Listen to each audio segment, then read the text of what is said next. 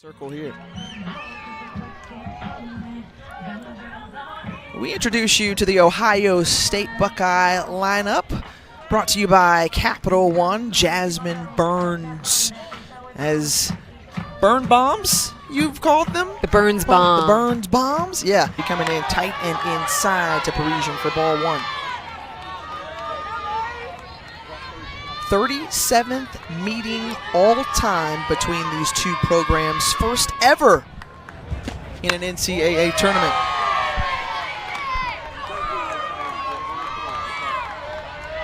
What are you going to see from Miss Francais? Chevy, as they call her. She's low in the zone. I mean, honestly, with the curve, the drop, and the screw, it's all at the knees.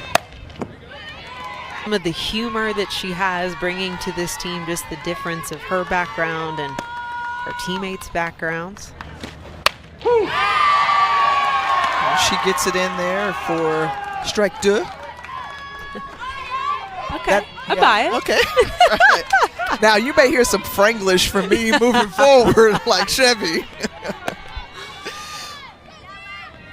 The 2-2 to Parisian takes that one low for ball three. For Ohio State from Coach Kamar. 25 home runs off the bat of Jazzy Burns. A staple for them behind the plate, a huge leader both defensively and offensively for the Buckeyes.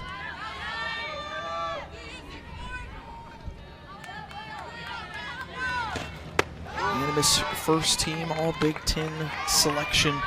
And when you think about the way that she has nearly doubled or tripled the production that she saw from a season, so have to be careful because you hear all the time about free passes, and runs aboard for Ohio State only creates greater opportunities for them to put more runs on the board, and Chevrier is going to try to deal with one of the most dangerous hitters in this Buckeye lineup with Burns. You're bound to see a ball leave the yard against a team like Ohio State. And as a pitcher, you're bound to give one up. But how you can limit the damage is not. Run ball, it was so effective. A number of teams used it yesterday. We saw 12 in total, and with the wind blowing out here today, Aaron, only one has left the yard.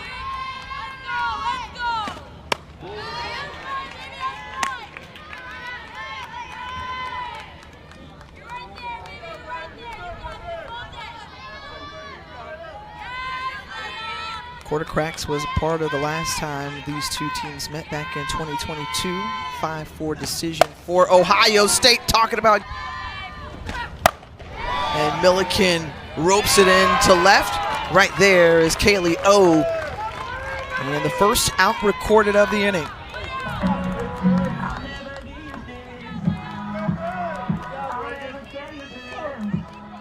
Their 8th tournament win. Is appearing in their 5th straight regional. No stranger to Knoxville. Right now, their 4th trip was here last year. Say, well, what's the difference between last year? You talked about carrying over that standard. Just new names and faces, that's all. Same standard. She says everyone is bought in to that, and there were some adjustments early on, as in throughout conference play. First team selection for conference honors, named most valuable player in that MAC tournament where they had to come back and win against Ohio to win their 4th straight conference crown. She had 5 hits, 7 runs, and 8 RBI. Links with her about her pride, just how excited she was for this season, this weekend, the opportunity that this group of pitchers has to flex their talent, but the future also ahead of these young arms. You know, watching This year, And even with the expansion of the conference, that's still more than what they saw last year. But then you add teams like UCLA and Washington and Oregon to the mix. Yeah, Courtney Veerstra coming out, chatting with Lauren Boutte, assistant coach in her first year with 2K. And yeah, I mean, she's really only got 2 pitches. It's the rise ball. She's got a devastating changeup that we saw just eat up the target. Kind of quiet, 1 for 6 in this regional thus far.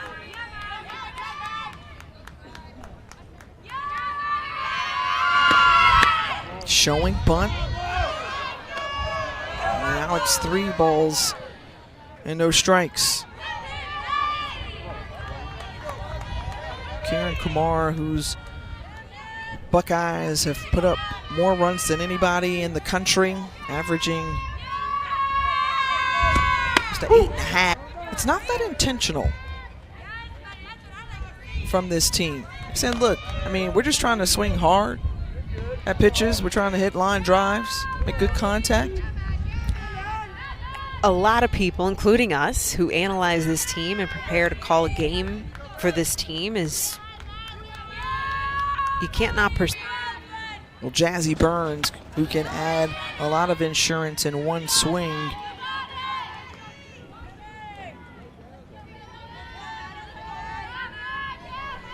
Two homers already in this regional, both solo shots yesterday. Burns walked her in the last inning.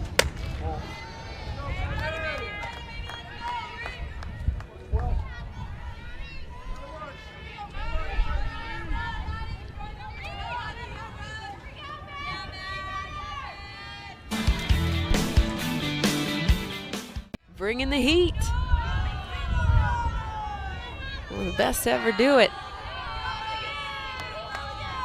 Olympian, champion at UCLA, multiple championships and Olympic gold medals, but real. Softball Band Super Regionals are next weekend, and NCAA.com/WCWF has you covered. Be sure to head there now for Super Regional ticket and broadcast information. Again, that's NCAA.com/WCWF. Front runner. There are a lot of front runners that have the pieces to put together. The question is, can you put them together when it matters? And that's the question on the line right now. Reagan Milliken lifts this one high into right center, and it's gone! Oh, Milliken, her second. Well, short memory, that's been the name of the game for Madeline Reeves, and no better way to have an answer to a solo bomb than to sit down the very next batter that you face.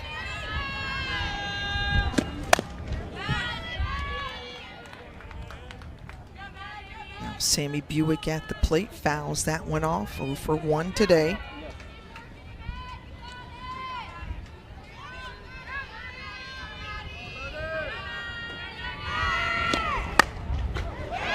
And wants to assume that pressure and go out and try to perform and give her best to the team.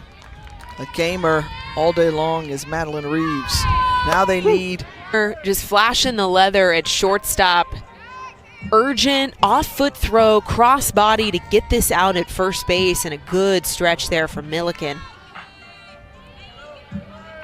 I mean, that was a split-second difference that the ball got there in time.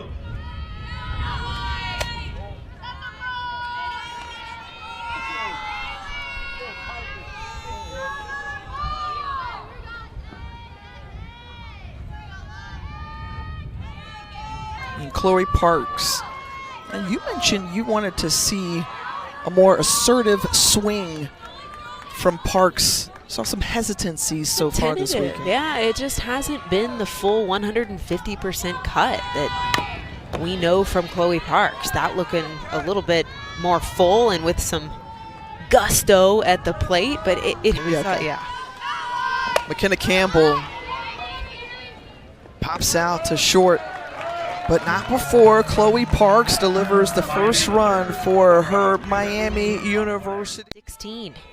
Then you turn this lineup over and you're in the 20s apiece. Video game numbers.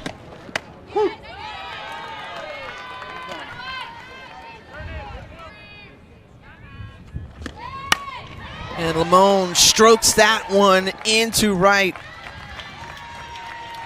Good piece of hitting there from Lamone. That is her bread and butter. I love that Lamone doesn't try and be something that is not necessarily her. You're surrounded by athletes that have double-digit home runs. You're known for the long ball, but for her on the left-hand side, 6 bombs on the air, but she's a gap-to-gap athlete. She is who she is. She doesn't try to make the swing bigger than it needs to be.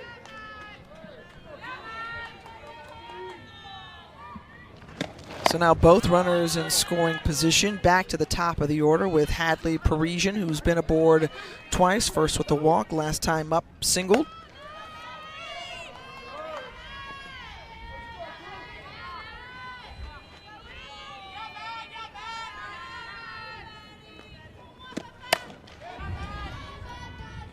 Reeves is just trying to figure out what is in the tank here. What do we got to work with? We saw Krieger briefly for one of the third innings against Tennessee yesterday. Jasmine Burns stands in, lifts this one into the outfield on the warning track.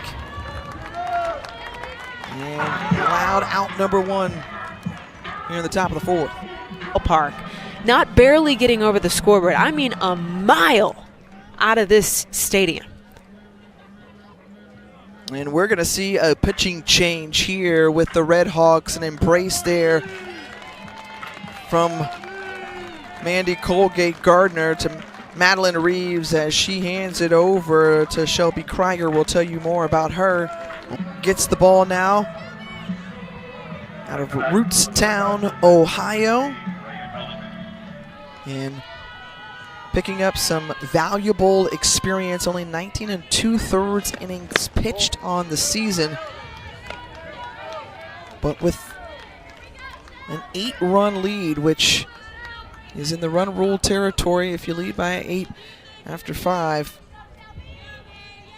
It's a run rule win. This is also a look ahead to the future of the Red Hawks' arms in the circle. Face off again tonight at 7 p.m. Eastern.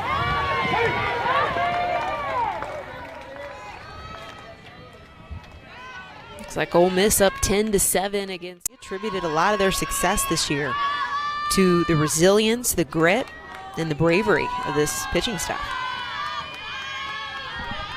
Most wins among all Division I freshmen. Just the second Big Ten freshman with 20 wins or more in the last 5 years. And Butte allows a base runner. Miami of Ohio stepped in with a brand new head coach and took the program by the reins. A player-led program really at the forefront for the 3 seniors of this team. And Coach Gardner Colgate switching things up, brings in the junior Maddie Patton to pinch hit.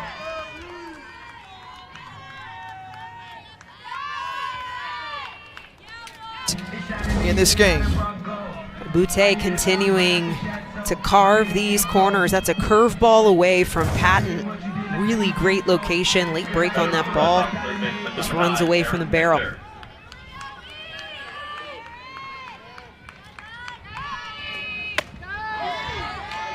the cut there from Aaron Pinter.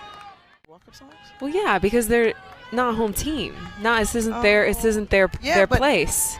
You know what I'm saying? But don't you show love to both? Well, yes, but like she's not choosing it. They've been playing it every play. And just a reminder to our viewers, folks, so 2 wins for Tennessee to advance to the regional final tomorrow. And the winner of this one will face off against the Lady Vols at noon Eastern. Tennessee seeking their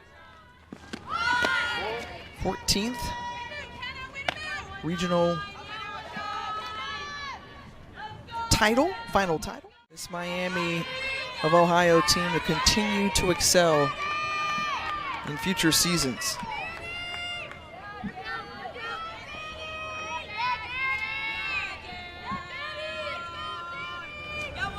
Danitza Hernandez goes down swinging the check swing. And so you think about the senior class of Jenna Golombowski, Chloe Parks, see the way they have represented, the way that we got a chance to talk and get to know these players. Going to continue to be successful humans. Chloe Parks, senior, standing on deck, a nursing student, putting in not only the practice. A showdown ahead tomorrow. Meanwhile, hats off to the Red Hawks of Miami University. The terrific season that they had. Noon Eastern, the showdown, the rematch that we saw to start off this day as Ohio State and Tennessee, the number 7 seed, will go head to head.